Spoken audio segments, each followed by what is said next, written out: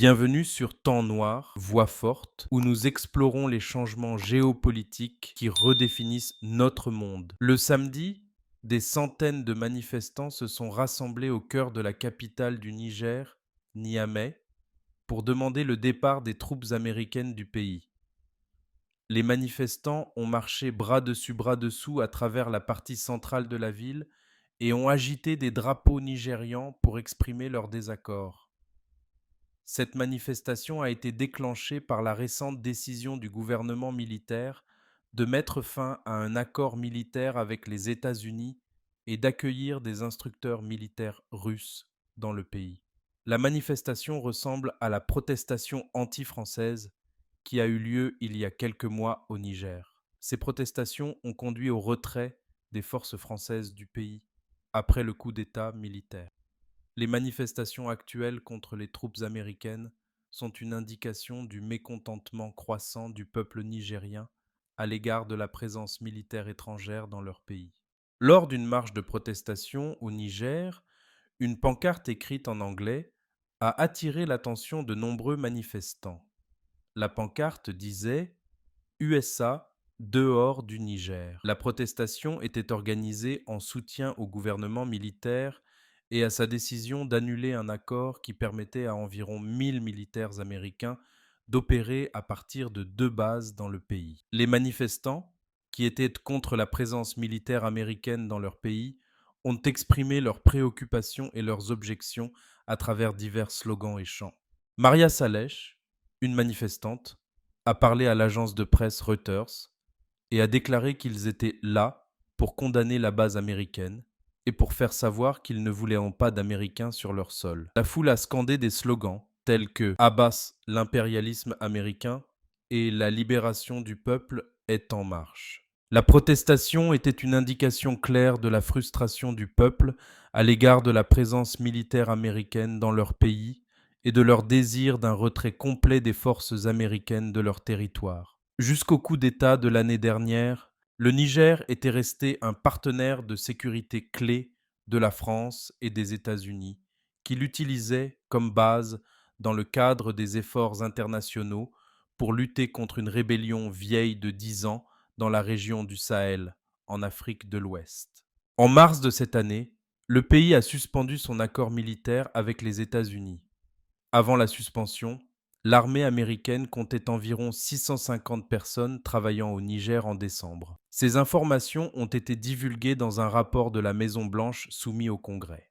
L'armée américaine exploite également une importante base aérienne dans la ville d'Agadez, située à environ 920 km de Niamey, la capitale du Niger. La base aérienne est utilisée pour diverses opérations, notamment des vols de surveillance avec ou sans équipage, ainsi que d'autres opérations militaires.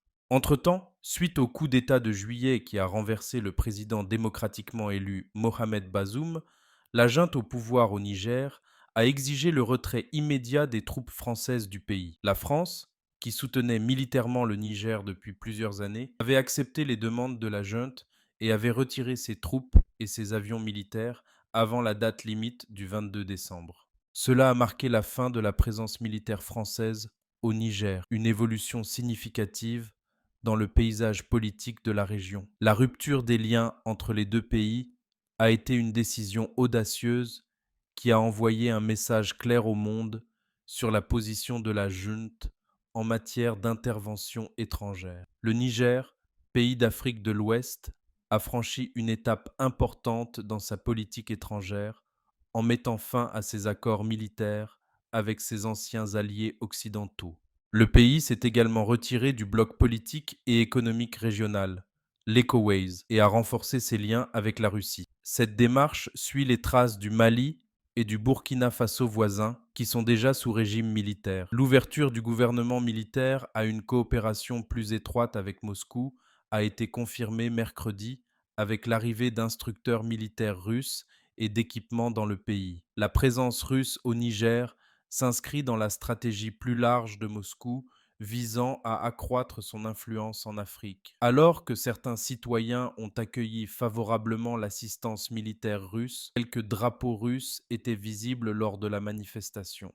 De nombreux Nigériens craignent que l'implication russe ne conduise à une présence permanente dans le pays. Abdullahi Seydou, le coordinateur de la coalition M62 des groupes de la société civile qui ont mené des manifestations anti-françaises au Niger l'année dernière, s'inquiète de la possibilité de voir s'implanter des bases militaires étrangères russes dans le pays.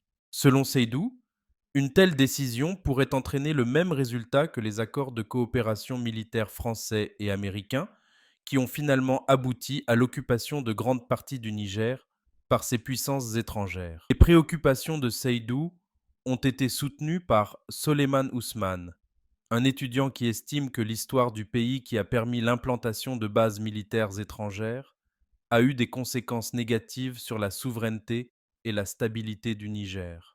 Il n'est cependant pas clair si et quand les troupes américaines quitteront le pays. Pour mieux comprendre le désir du Niger de voir les États-Unis se retirer complètement du pays, il serait utile d'explorer une vidéo récente publiée par un dirigeant militaire du Niger. Cette vidéo offre des informations précieuses sur les raisons qui poussent le pays à exiger le retrait complet des troupes américaines. Dans une vidéo récemment devenue virale, le général Chiani a exprimé ses réflexions sur la coopération entre États souverains. Selon lui, lorsqu'il s'agit d'une telle coopération, la première chose à considérer devrait être les intérêts respectifs des États concernés. Ces intérêts devraient être clairement exprimés dans un protocole signé par les deux parties, en particulier dans le cas d'une coopération bilatérale, comme c'est le cas entre le Niger et les États-Unis. Cependant, il semble que la question légitime que le peuple souverain du Niger doit se poser est de savoir où se situent leurs intérêts dans l'accord qui vient d'être dénoncé par le CNSP. Cet accord concerne le statut du personnel militaire et civil du département américain de la Défense sur le territoire nigérien.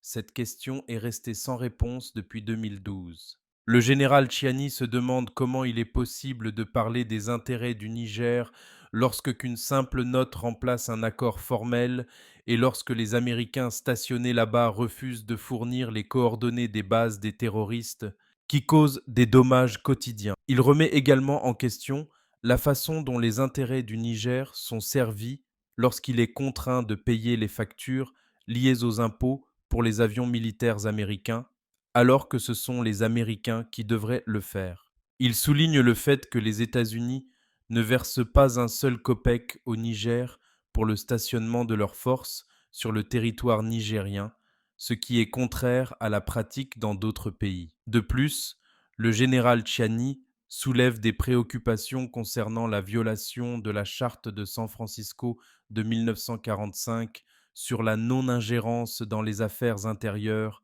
d'un État souverain et la Charte africaine des droits de l'homme et des peuples sur les droits des peuples à disposer d'eux-mêmes. Il se demande comment il est possible de parler des intérêts du Niger lorsque les Américains pensent que leurs ennemis doivent nécessairement être les ennemis du Niger. Le général souligne également le fait que les États-Unis refusent même au Niger le droit fondamental de choisir ses partenaires. En résumé, les remarques du général Chiani indiquent que le Niger n'a pas bénéficié de l'accord de coopération militaire avec les États-Unis, qui s'avère être un véritable marché de dupes. La dénonciation de cet accord par le CNSP met fin à l'autoflagellation du Niger et donne tout son sens à l'affirmation du général de brigade Abdourahmane Chiani lorsqu'il a dit « Nous ne sommes la marionnette de personne ». Sur la base de la discussion précédente, on peut en déduire que vous avez une meilleure compréhension des conditions prévalant au Niger. Restez connectés à Temps Noir, Voix Forte pour suivre cette évolution captivante. N'oubliez pas de liker, commenter et vous abonner pour plus d'analyses profondes. À la prochaine.